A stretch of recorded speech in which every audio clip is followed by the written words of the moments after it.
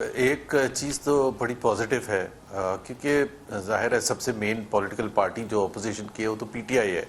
P T I کا آپ کو پتہ ہے شروع سے موقف رہا ہے کہ وہ ایک سولو فلائٹ کرنے کے حق میں رہے ہیں. صرف ابھی نہیں، اپوزیشن کے وقت میں نہیں، جب وہ حکومت میں بھی تھے آپ کو پتہ ہے کہ عمران خان کا پوائنٹ آف ویو تھا کہ جی اپوزیشن والوں کے ساتھ یا کسی اور کے ساتھ ہاتھ نہیں ملانا ہے.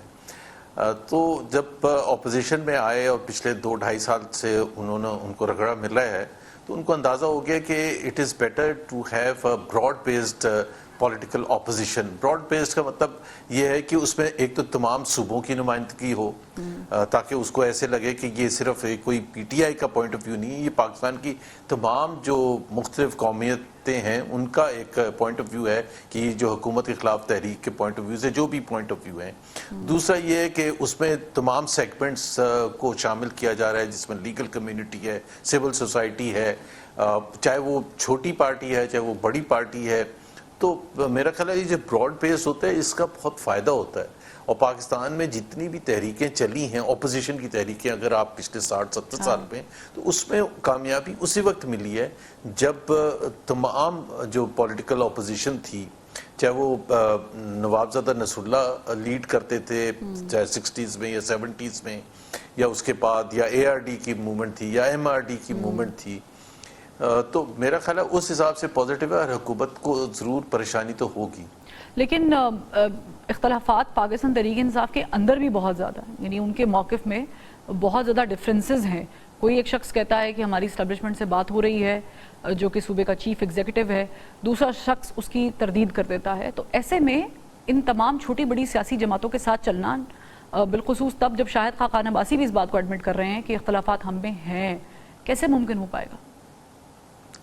دیکھیں ایک تو 2-3 چیزیں. ایک تو فرقہ یہ یاد رکھیں کہ یہ جب پولیٹیکل اپوزیشن بنتی ہے نا، گرینڈ الائنس بنتا ہے تو یہ منیمم کامن ایجنڈے پر بنتا ہے. یہ کوئی ہر چیز پر آپ کا ایگریمنٹ نہیں ہوتی ہے. کسی کی فورن پالیسی کا پوائنٹ آف ویو بالکل مختلف ہے، کوئی اکانومی کے حوالے سے مختلف رائے رکھتا ہے، کوئی گورننس کے حوالے سے، اور دوسرے جتنے بھی مین ایریاز ہیں تو اس میں کوئی کامن گراؤنڈ نہیں ہوتا. ایک منیمم کامن ایجنڈا ہوتا ہے اور منیمم کامن ایجنڈا اس وقت جو ہے وہ بڑا کلیئر ہے. اور وہ یہ ہے کہ جو اس وقت حکومت بیٹھی ہے، جو بھی ٹریجری بینچز میں بیٹھے ہوئے ہیں، ان کے پاس مینڈیٹ نہیں ہے.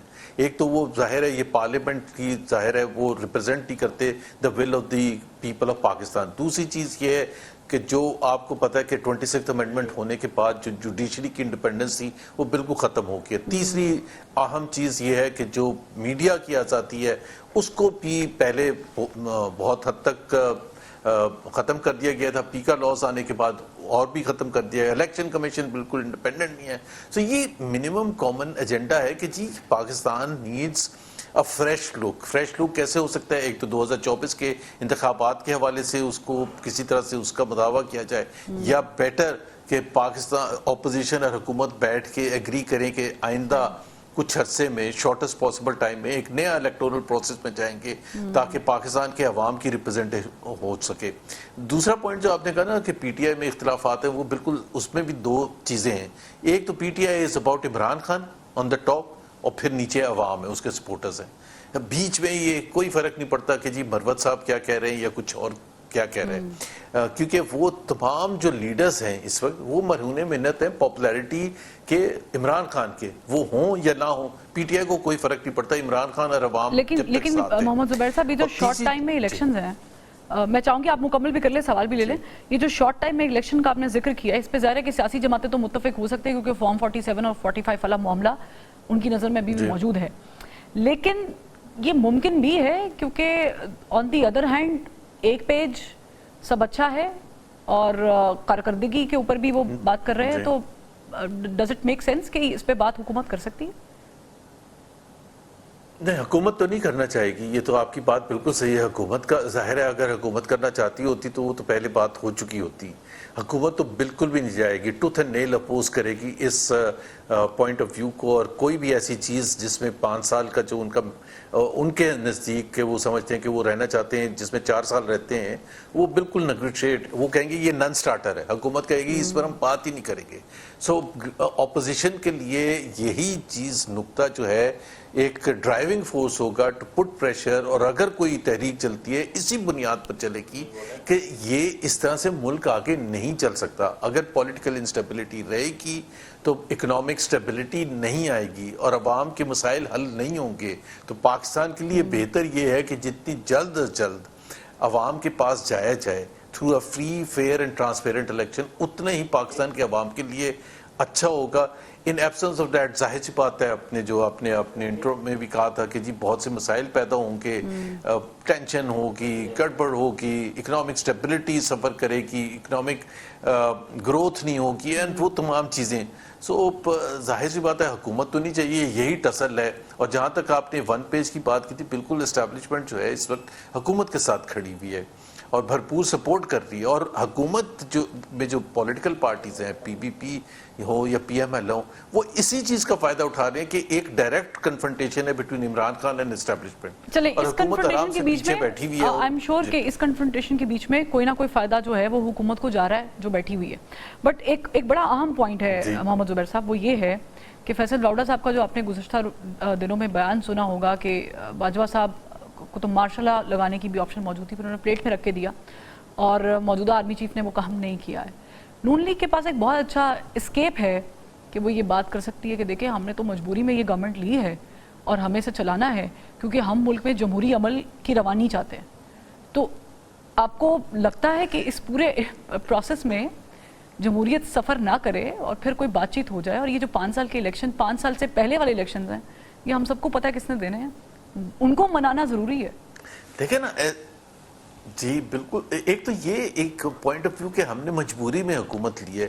کس کی مجبوری تھی؟ آپ کے پاس تو مینڈیٹ ہی نہیں تھا. آپ بالکل سیدھا فرسٹ سٹیٹمنٹ یہ دیتے کہ جی پیپل ہیو اسپوکن اور ان کی رائے کا احترام کرنا چاہیے. یہ ہوتا ہے جو جمہوریت، جو بھی ویسٹرن ڈیموکریسیز ہوتی ہیں اس میں یہی کہا جاتا ہے کہ دا پیپل ہیو اسپوکن، ان کے مرضی کے حساب سے اب حکومت بننی چاہیے. ہمارے پاس تو مینڈیٹ ہی نہیں ہے، تو ہمارے اوپر کیوں گن پوائنٹ پر ہمیں زبردستی کہہ رہے ہیں کہ حکومت لے. سو جب آپ کے پاس مینڈیٹ ہی نہیں تھا، جب آپ کے پاس لوگوں کی رائے موجود نہیں تھی، تو میرا خیال ہے کہ یہ اس سے زیادہ تو خراب بات ہو ہی نہیں سکتی. اور لیکن آپ کو یاد ہوگا محمد زبیر صاحب، پاکستان پیپلز پارٹی نے کوشش کی تھی پی ٹی آئی کے ساتھ بات چیت کرنے کی. زرداری صاحب کا جب پلین اڑا تھا، وہ ایک جگہ پہ پٹ سٹاپ جہاں پر ہوا تھا، یو مسٹ ریمبر دیٹ، اور پھر پی ٹی آئی پیچھے ہٹ گئی تھی. جی جی نہیں، پی ٹی آئی دیکھیں نا، پی ٹی آئی، میں تو پی ٹی آئی کے لیے رسپانسبل نہیں ہوں کہ پی ٹی آئی نے کیا کیا تھا، but P M L N کا کوئی رائٹ نہیں بنتا تھا. پہلے تو بات یہ ہے. دوسری بات یہ ہے کہ پی ایم ایل این اگر آگے بڑھ کے نہ لیتی تو کیا ہوتا،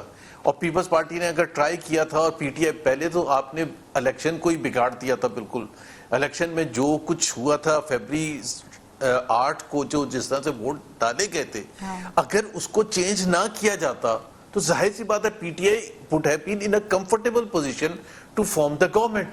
پی ٹی آئی سے آپ نے مینڈیٹ واپس لے لیا. سو اتنا خراب ایک جو نتائج سامنے آئے، جس میں نہ پی ایم ایل این کے پاس میجورٹی تھی، نہ پی ٹی آئی کے پاس میجورٹی تھی، اور پی پی پی تو بیچ میں ظاہر بات ہے 60-65 سیٹیں جو جینوئنلی ان کو ملی تھیں. سو وہ جب آپ اس قسم کی دھاندلی کرتے تو ظاہر سی بات ہے نتائج تو خوفناک ہی ہوتے ہیں. کسی کے پاس وہ مینڈیٹ ملا ہی نہیں تھا. اگر نہ دھاندلی کی جاتی تو پی ٹی آئی کے پاس میجورٹی آتی، 130-135 سیٹیں آتی، اور پھر آپ الزام لگا سکتے تھے پی ٹی آئی پر کہ جی آپ کو جب موقع ملا تھا، عوام نے آپ کو ووٹ دیا تھا، تو کیوں آگے بڑھ کے آپ نے کیوں حکومت سازی کی کوشش نہیں کی. لیکن اس وقت تو آپ نہیں کر سکتے کہ جی آپ نے کیوں نہیں کوشش کی. اچھا، ابھی بھی آپ کو لگتا ہے کہ یہ جو مارشل لا والا خدشہ ہے، کیا یہ ایگزسٹ کرتا ہے کیونکہ سچویشن کیوٹک ہے؟ نہیں جی بالکل. میرا خیال ہے پہلی بات یہ ہے کہ یہ جو بھی ایسی کوئی بات کرتا ہے یہ بالکل غلط بات ہوتی ہے. پہلی، پاکستان ایک آئین ہے، اس آئین میں کوئی گنجائش نہیں ہے، پہلے بھی نہیں تھی، زبردستی لگا دیا گیا تھا. اس کے خوفناک نتائج بھی ہم نے بھگتے ہیں، چاہے وہ ضیاء الحق کا مارشل لا تھا، یا جنرل مشرف کا مارشل لا تھا، یا اس سے پہلے ایوب خان کا مارشل لا تھا. دوسری بات یہ ہے کہ کس سلسلے میں آپ ماشاء اللہ لگائیں. اور اس وقت فروا دیکھیں انٹرنیشنل انوائرمنٹ ماشاء اللہ کا ختم ہو گیا ہے. دنیا کے میرا خیال ہے 1 یا 2 یا 3 ملک ہوں گے جہاں ملٹری رول ہے, باقی کسی جگہ نہیں ہے. It is impossible. اور اگر 79 میں جب ضیاء الحق نے لگایا تھا 77 میں, اور اگر سوویٹ آکوپیشن نہ ہوتی افغانستان میں تو ان کا دھڑام سے گر جاتا وہ تمام چیزیں. وہ تو فرنٹ لائن سٹیٹ بن کے ظاہر ہے امریکہ کو ضرورت تھی. یہی نتیجہ تھا 99 کے مارشل لا کے بعد. General Musharraf international isolation face کر رہے تھے, اور پھر 9/11 ہو گیا, اور اس کے بعد ظاہر ہے دنیا کو ہماری ضرورت تھی اور ہم فرنٹ لائن سٹیٹ بن گئے. کوئی دنیا کا ملک آج کل ملٹری رول یعنی آپ کہہ رہے ہیں کہ ابھی اس کے اس طرح کی وی آر ٹوٹلی ڈیپینڈ. جی جی ایک میں صرف ختم کر لوں, اور Pakistan is totally dependent on foreign loans and rollovers. So نہ IMF آئے گا آپ کے پاس, نہ ورلڈ بینک آئے گا, نہ دوست ممالک آئیں گے, تو آپ کریں گے کیا؟ ڈالرز ہے نہیں آپ کے پاس اس وقت بھی. اگر وہ واپس لے لیں تو آپ دھڑام سے گر جائیں گے. ایگزیکٹلی. میں اسی سے اپنا آخری سوال کرنا چاہوں گی آپ سے. معاشی اشاریے جو ہمیں حکومت بتاتی ہے, جو آن پیپر ہے, وہ سنگل ڈیجٹ ہے مہنگائی کا, اور کافی حد تک وہ کہتے ہیں اوور کم کر لیا ہے. آن دی ادر ہینڈ ہمارے جو ادارے ہیں انہوں نے کلیکٹیولی بڑا لاس بھی کیا 1 سال میں. وہ بھی رپورٹ آپ نے آئی ایم شور پڑھی ہوگی. تو آپ سمجھتے ہیں کہ ریلیف مل رہا ہے؟ دیکھیں نا, ایک بڑی سمپل سی چیز ہے فروا. اگر ہم نے دیکھنا ہے کہ پاکستان نے پچھلے 2-3 سال میں اگر معیشت کے حوالے سے آگے بڑھے ہیں, تو اس کا ایک ہی اگر آپ دیکھ لیں یارڈ اسٹک مائل سٹون دیکھ لیں کہ 3 دوست ممالک ہیں جو میں بات کر رہا تھا, UAE, چائنا اور سعودی عربیہ, جنہوں نے ہمارے فورن ایکسچینج ریزروز کے لیے ڈالرز دیے ہوئے ہیں. اگر جتنے انہوں نے دیے اتنے فورن ایکسچینج ریزروز ہیں, اگر وہ واپس لے لیں تو آپ کل ڈیفالٹ کر جائیں گے. تو یہ آپ کی جو اسٹیبلٹی کی پوزیشن ہے نا, وہ آج کوئی بھی اکانومسٹ اس سے ڈس ایگری نہیں کرے گا جو میں کہہ رہا ہوں. اور دوسری بات یہ ہے کہ جب آپ کے پاس عوام کے پاس خرچہ کرنے کے لیے پیسے نہیں ہوتے, اور ان کی جو خریدنے کی وہ ہمت نہیں ہوتی ہے بیکاز پرچیزنگ پاور کم ہوتی ہے, تو ظاہر سی بات ہے اس وقت مہنگائی کم ہوگی نا. اگر میرے پاس پیسے ہی نہیں ہے تو میں خریدنے نہیں جاؤں گا, تو ڈیمانڈ کم ہوگی اور سپلائی زیادہ ہوگی. So that is the reason primarily کہ جو مہنگائی کم ہوئی ہے. غربت کی لکیر سے نیچے پچھلے 1 سال میں 1,30,00,000 لوگ جا چکے ہیں. پاکستان میں جو ان امپلائمنٹ کی شرح ہے اس وقت وہ پاکستان کی ریکارڈ ہائی ہے. گروتھ جو ہے ریکارڈ لو ہے. تو پھر کون سا اشاریہ اب, ہاں اگر امیروں کی ایلیٹ کے پوائنٹ آف ویو سے دیکھیں اسٹاک مارکیٹ بہت اوپر جا رہی ہے. امیروں کا پوائنٹ آف ویو سے دیکھیں کہ جی ڈیفالٹ پاکستان نہیں کر رہا تو ان کے مزے ہیں کہ جی ان کو کوئی خطرہ نہیں ہے, ان کی جیبیں بھرتی رہیں گی. IMF آ جائے گا, IMF 25ویں دفعہ آیا تو we have seen it all over our period last 60-70 years میں کہ IMF آتا ہے تو ڈالرز آنے شروع ہو جاتے ہیں, اور پھر جس کو ہم سمجھتے ہیں کہ اکنامک اسٹیبلٹی آ گئی ہے وہ صرف امیروں کے لیے فائدہ ہوتا ہے. غریبوں کا میں نے آپ کو حساب بتا دیا, مڈل کلاس پسی ہوئی ہے ٹیکسز کے بوجھ میں اور پرچیزنگ پاور ان کی کم ہو رہی ہے. This is what the reality is.